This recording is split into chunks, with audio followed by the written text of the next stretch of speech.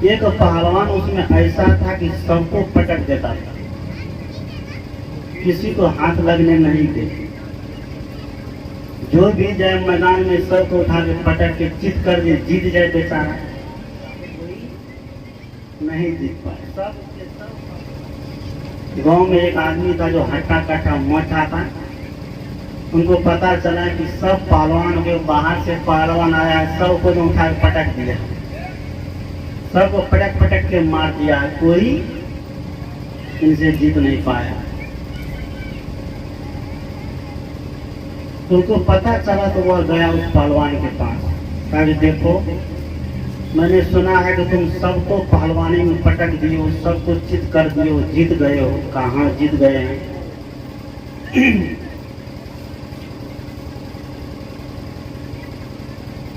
उसने कहा कि ऐसा काम करना, कल फिर पहलवानी होनी है। तुम पहलवानी में जीतते हो तो बहुत से बहुत कितना एक मेडल मिल जाता है, मेडल मिलता है।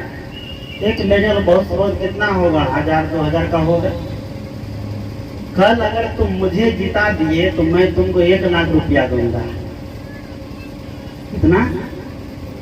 अगर कल तुम मुझे जिता दिए तो मैं तुमको 1 लाख रुपया दूंगा। तो पहलवान सोचा कि बात तो सही है, अगर पहलवानी करते हुए जीतेंगे, 1-2 को उठा कर पटकेंगे, चित करेंगे तो 1000-2000 का वही मेडल मिलता, और तो कुछ मिलता नहीं है। लेकिन ये 1 लाख रुपया मुझे देने के लिए तैयार है।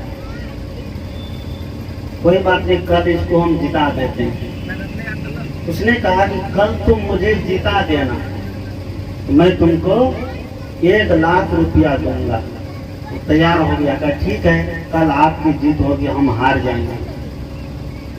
पूरे गांव के लोगों को, पूरे नगर के लोगों को खबर दिया गया। जहाँ मैदान है वहाँ पहलवान सब पहुंचा, मोटा मोटा पहलवान। वह गांव का भी वो आदमी पहुंचा जो सीधा सरपट था, दुबला पतला, लड़ने भिड़ने में कोई उसको दम दुरुस्त था नहीं। 1 लात मारेगा और फुटबॉल जैसे यहाँ से कतवा तक नाचते नाचते जाता है। आ गया मैदान में, और लोग सब देख रहा है कि देह में तो जान है नहीं, अब हट्टा कट्टा पहलवान से लड़ने के लिए तैयार हो गया। लोग सब बड़ा आश्चर्य कर रहे हैं कैसे लड़ेगा, लेकिन वो भिड़ गया पहलवान से। पहलवान, आप जानते हैं जब लड़ाई चालू होती है पहलवानों की कुश्ती, कभी ये पटकता है कभी वो पटकता है, लेकिन जो अंतिम में चित कर देता है वही क्या होता है, विजयी होता है, उसी को मेडल दिया जाता है। लड़ाई के क्रम में कभी ये पटके कभी वो पटके, कभी ये मारे कभी वो मारे।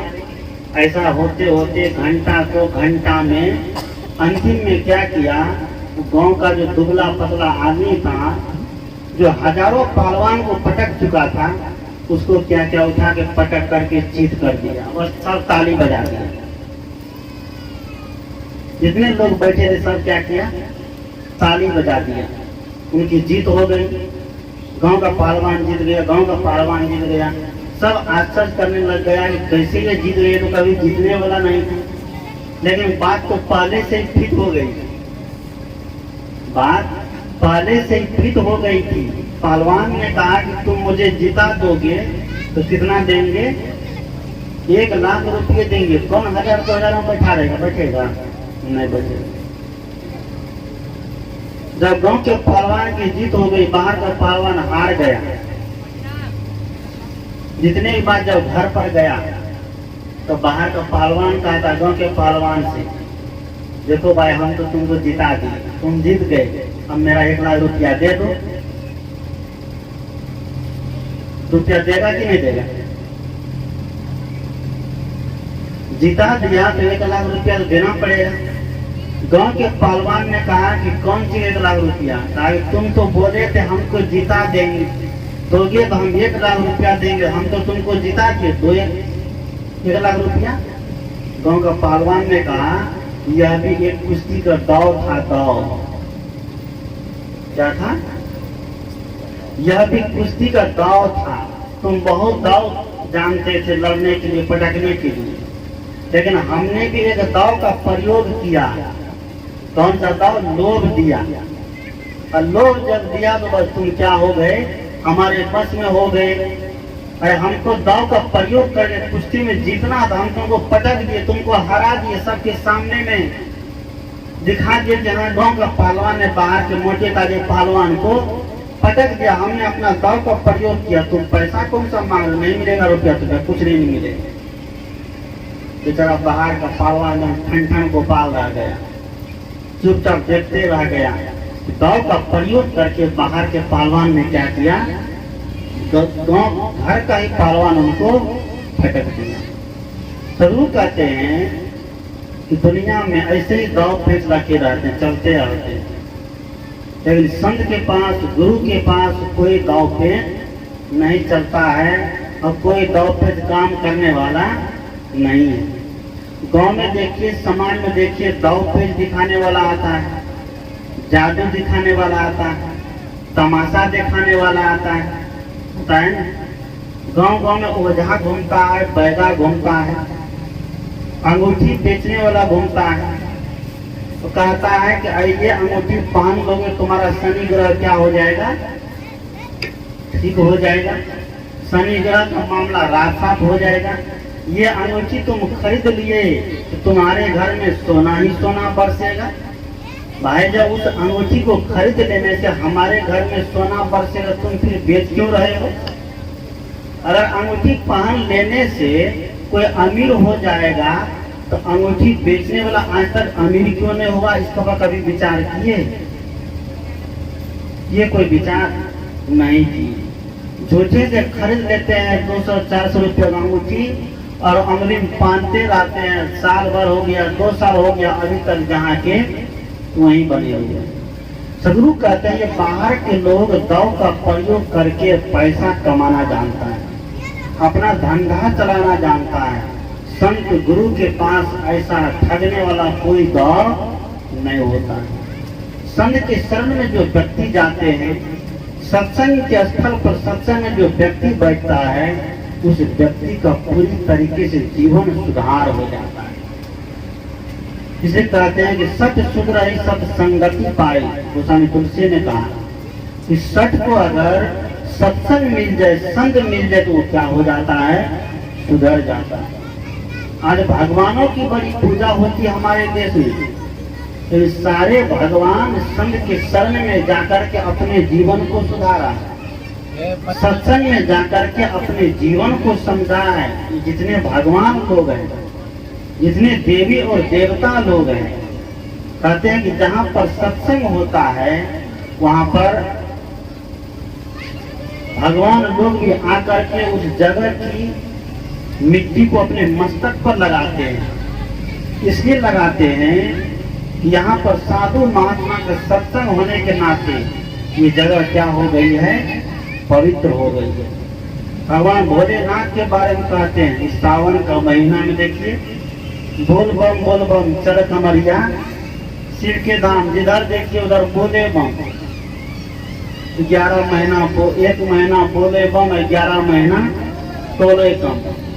संडे हो या मंडे रोज खाओ अंडे, हरे राम हरे हरे बकरी मुर्गा घरे घरे।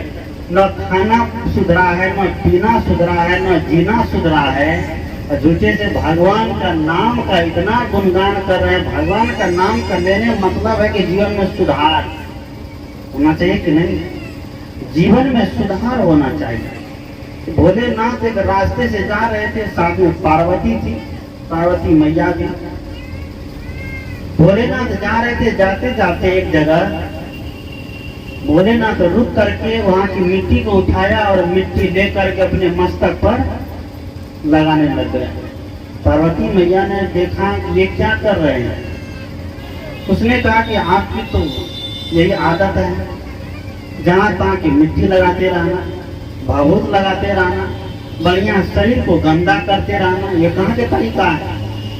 भगवान भोलेनाथ ने कहा हम गंदा नहीं लगा रहे हैं, तब ये यहाँ की मिट्टी क्यों लगा रहे हैं। उसने कहा कि यहाँ कुछ दिन पहले सत्संग हुआ है, यहाँ पर कुछ दिन पहले सत्संग हुआ है, यहाँ की मिट्टी पवित्र हो गई है। यहाँ संतों के चरण पड़े हुए हैं। संतों के चरण पड़ने से यहाँ के वातावरण, यहाँ के लोगों के विचार, यहाँ के लोगों के खान पान, यहाँ के लोगों के आचार सब पवित्र हो गए हैं। इसलिए यहाँ की मिट्टी हम अपने मस्तक पर लगाते हैं ताकि मेरा भी जीवन क्या हो जाए, पवित्र हो जाए, मेरा भी जीवन शुद्ध हो जाए, मेरा भी जीवन अच्छा हो जाए। लेकिन आज भगवान भोलेनाथ के चरण चिन्ह पर चलने वाले लोगों को देखिए, जब तक बोल बन जाएगा तब तक मांस मछली छोड़ देगा, लहसुन प्याज छोड़ देगा, अंडा खाना छोड़ देगा, बकरा खाना छोड़ देगा। और वहां से जैसे घर आएगा, सावन जब खत्म होगा तब क्या होता है? तब वही मांस, वही मछली, वही अंडा, वही शराब, वही भांग, वही धतूर, वही गांजा बस चलाने लग जाता है। गौर करिए कि एक व्यक्ति 5 लाख या 10 लाख रुपया लगा करके कोई गाड़ी खरीदता है, कार खरीदता है। कार में 10 लाख रुपये लगा करके खरीदा, अगर कहीं गंदगी लग जाए तो उसको बार बार पूछता है, बार बार धोता है। धोता है कि नहीं? सही है गलत? बार बार उस कार को धोता है। 5 और 10 लाख की कार, उसमें पेट्रोल डालने वाली कार है, मिट्टी का तेल कोई डालेगा क्या?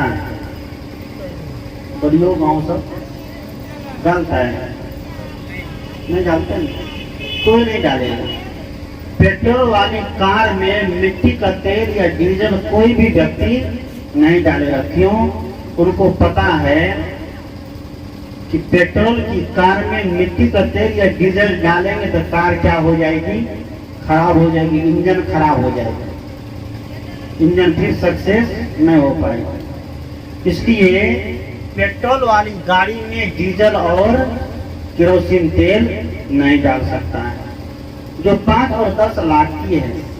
लेकिन जो लाखों रुपए की है, करोड़ों रुपए की है, कौन? ये मनुष्य का शरीर रूपी इंजन नहीं है। एक बार जब बिगड़ जाए तो कहाँ ले जाते हैं? कभी दिल्ली एम्स पहुँचते हैं, कभी पटना पहुँचते हैं, कभी पूर्णिया हो पहुँच जाते हैं। नहीं बड़ी बीमारी हो गई तो दिनों में 10 लाख 10,000 रुपये लगता है। वहाँ पर डॉक्टर बोल दिया तुमको महीना रहना पड़ेगा, 1 महीने कितने चार्ज हो जाएगा?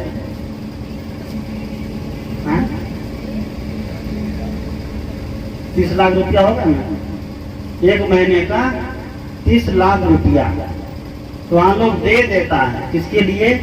इस शरीर के लिए।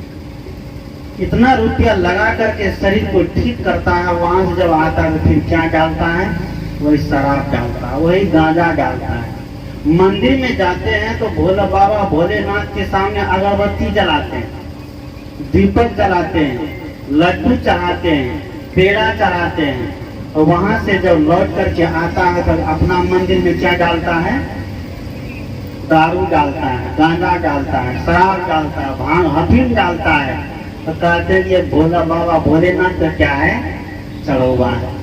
कोई भगवान, कोई देवी, कोई देवता आज तक मांसाहार नहीं किया है, किसी का कत्ल नहीं किया है, जीव की हत्या नहीं किया है, क्योंकि जीव हत्या करना सबसे बड़ा क्या है? पाप है। ऐसे कवि साहब ने कहा, जीव मति मारो बापुरा, सबका एक ही प्राण, हत्या कबो न छुटिए, जो कोटिन सुनो पुराण। तो कबीर साहब कहते हैं कि जीव का हत्या मत करो, सबके अंदर में वही प्राण है। जो प्राण मेरे अंदर है वही प्राण एक बकरा के भी अंदर है, जो प्राण एक बकरा के अंदर है वही प्राण एक बकरी के भी अंदर है, जो प्राण बकरी के अंदर है वही प्राण एक मुर्गा के भी अंदर है। लेकिन हम लोग मुर्गा को काटते हैं, कहते हैं कि इसको नहीं काट के खाएंगे, इसकी संख्या क्या हो जाएगी? ज्यादा हो जाएगी। ऐसा ऐसा कुतर्क लोग कहता, पढ़े पढ़े लिखे लोग, बढ़िया लोग, जो MA किया है, BA किया है, BEd किया है, PhD किया है, वो लोग कहते हैं कि बकरा मुर्गी को नहीं खाएंगे तो बकरे मुर्गी की संख्या क्या हो जाएगी? ज्यादा हो जाएगी। इस क्षेत्र में कुछ लोग सांप को नहीं खाते हैं, सांप की संख्या ज्यादा हो गई है, बताइएगा। कुत्ता नहीं खाते हैं, क्या कुत्ता की संख्या ज्यादा हो गई है? बोलिए। आज कुत्ता भी निकलना छोड़ दिया है, अब सांप भी निकलना छोड़ दिया है कि सांप भी सोचने लग गया है यार दुनिया में हमसे ज्यादा जहरीला मनुष्य हो गया, नहीं हो गया है? आज सांप से ज्यादा जहरीला मनुष्य हो गया है।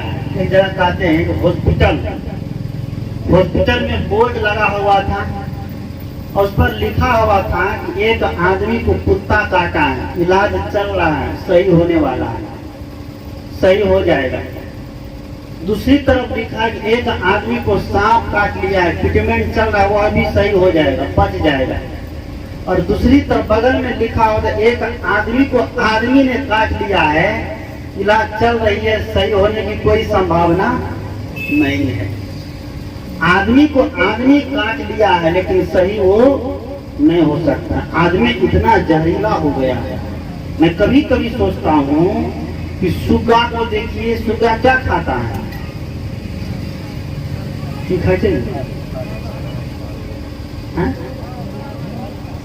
रसगुल्ला, बादाम, सब कौन चीज, चाउमीन, बर्गर, क्या खाता है? सुग्गा लाल मिर्च खाता है।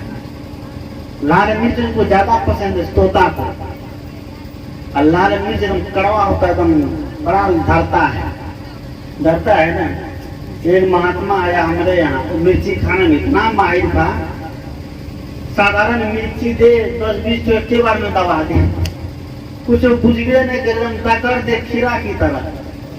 हम सोचे रुको ये ऐसे नहीं मानेगा। एक बार हम उसको बरमसिया मरचाई के जो ला के दिए, और छोटा देखा तो छोटा देख कर क्या ये क्या है, गलफरे में दबा के रख देंगे। बेचारा एक के बार दे दिया। जैसे एक बार दिया, देखने में छोटन लगे, घाव करे गंभीर, ऐसा उनको लगा अंदर में, वो कान पकड़ लिया, आज के बाद मिर्च नहीं खाएंगे। लाल मिर्ची तीखी होती है लेकिन सुग्गा खाता है। सुग्गा लाल मिर्ची खाकर के भी, तीखी खाकर के भी सुग्गा क्या बोलता है? मीठा मीठा बोलता है। लेकिन मनुष्य क्या सब खाता है? रसगुल्ला खाता है, गुलाब जामुन खाता है, पेड़ा खाता है, चीनी खाता है, बर्फी खाता है, पनीर खाता है, शाही पनीर खाता है, और काजू खाता है, किशमिश खाता है, बादाम खाता है। तब भी जब बोलता है तो ऐसा लगता है कि एकदम कड़वा बोलता है ना। इसलिए सल्लू का बोलने की कला सीखना पड़ता है, जीने की कला सीखना पड़ता है, खाने की कला सीखना पड़ता है, रहने और सहने की कला सीखने पड़ते हैं। जब तक हम संत गुरु के सानिध्य में नहीं जाएंगे, सत्संग और भजन में नहीं जाएंगे, तो हम बोलने की भी कला नहीं सीख पाएंगे, हम खाने की भी कला नहीं सीख पाएंगे। जो लोग सत्संग में नहीं बैठा उनको देखिए आज खाने की कला मालूम नहीं है। संपत्ति तो बहुत है, रुपया तो बहुत है, पैसा तो बहुत है, लेकिन खाने की कला उनको मालूम नहीं है, पीने की कला उनको मालूम नहीं है। संपत्ति बहुत है तो संपत्ति का प्रयोग पीने में करता है। क्या पीना चाहिए? दूध पीना चाहिए कि दारू पीना चाहिए, इसका पता नहीं है उनको। दूध बेच देता है और दारू जाके सुपारी में पी आता है, करता है ना। दूध बेचता है जो हमारे शरीर के लिए पोषक तत्व है, जो हमारे शरीर के लिए पौष्टिक है, पौष्टिक आहार है। संत कहते हैं, सदगुरु कहते हैं कि किसी व्यक्ति को भोजन नहीं दिया जाए, पानी नहीं दिया जाए, लेकिन उस व्यक्ति को दूध दिया जाए, दूध पी करके वो जी ले। क्योंकि दूध में दोनों चीज है, भोजन भी और पानी भी। किसी को दूध दिया जाए तो दूध पी करके वो रह लेगा। जैसे बच्चा, छोटा बच्चा को देखिए, छोटे बच्चा जब जन्म लेता तो माँ का दूध पीता है, खाना तो खाता नहीं है। 4 महीने, 5 महीने, 6 महीने तक वो क्या करता, माँ का दूध पर ही बच्चा पलता है, क्योंकि उसमें भोजन भी और पानी है, दोनों है। दूध व्यक्ति क्या करता है, बेच देता है, और दूध कितना रुपया किलो, क्या रुपया बेचेगी, 50 रुपया, तो उतना महंगा नहीं, 30-35 रुपया। गाय का दूध तो 30 रुपया, 35 रुपया, 40 मानिए। भैंस का 50 रुपया। 1 लीटर दारू लेंगे तब कितना, नहीं, 1 लीटर दारू का 1500 रुपया कीमत है।